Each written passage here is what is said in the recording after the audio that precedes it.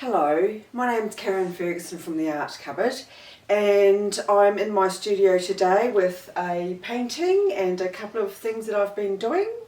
I have just started a current series, Efflorescence, of blooms and flowers. It's fairly minimalistic work, and it's not really about depicting a perfect flower. It's impasto work, so it's textured. It's quite textured. I love throwing paint on the canvas. And it's more about evoking a feeling. It's about the softness of the subject matter of flowers.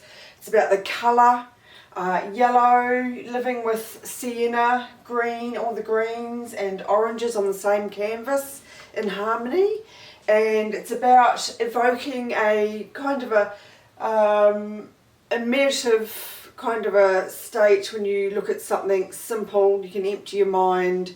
And I was reflective of Rothko's works, where he has his chapel, or the chapel, Rothko Chapel in Houston, Texas, where people actually meditate on a plain canvas of one colour or two or three colours.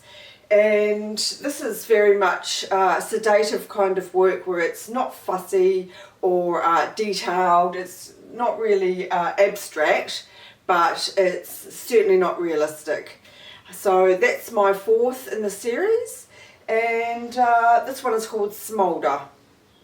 So I also have been sculpturing in clay. I've got this sculpture which I made, Meet Bruce. Bruce is a llama, and I've only just glazed him, so he lives in somewhere special. He sits somewhere special, that little fellow. And I've also been crocheting. So I have a queen-sized bed blanket, which is 36 balls of 100% merino New Zealand wool. Once again, it's about the material, it's about the wool. If you look at the wool, it's spun in Italy, and it's, of course, it's production line wool. It's not naturally spun, or I haven't got it from a gate or anything, but it's very soft. It's extremely soft, and it's beautiful. So it's about the material, it's about the warmth and the softness of the blanket. It's got a navy trim, and it's quite big. So that took 36 balls of merino wool, and it's gorgeous. I love it. So I have been busy crocheting, and I haven't crocheted since I was 9 years old, when my mother was expecting my baby sister, and I helped my mother crochet a bassinet blanket. So it's not a perfectly crocheted blanket, but that was just a little sideline thing that I had for a bit of fun. And I'd like to talk about my necklace. This necklace I've made artisan beads, and it's not about the perfection or the mechanical squaring off or symmetrical work. It's about the mark of the hand and the enjoyment that you get from playing with the clay.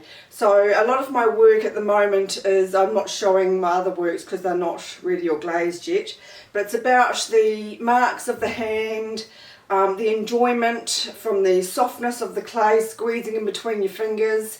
And this looks very simple. They're quite big, it's quite bold. Looks very simple, but I've had to go back during the drying process and tweak it and smooth it out, and I've sgraffitoed patterns into each bead. Some of them are small, some of them are big, and it's very rustic. I wore it to a exhibition the other night. It was the clay centre, which is local to me, and I had a lot of comments on it. And I thought, well, gosh, because there was so much talent in the room, and here's my necklace. But it's inspired from nature and the naturalness of the material, which, of course, when you buy clay from a wholesaler like I do, you're not getting natural clay from the ground. I haven't done that, but it's about playing with clay and leaving the mark of the hand. So my artisan beads are being worn by me, and I very much enjoyed making it. So I'll be going on with paintings in the next week, and more flowers. I'll be doing a pink one next with a dark background, and I'll see how my series evolves.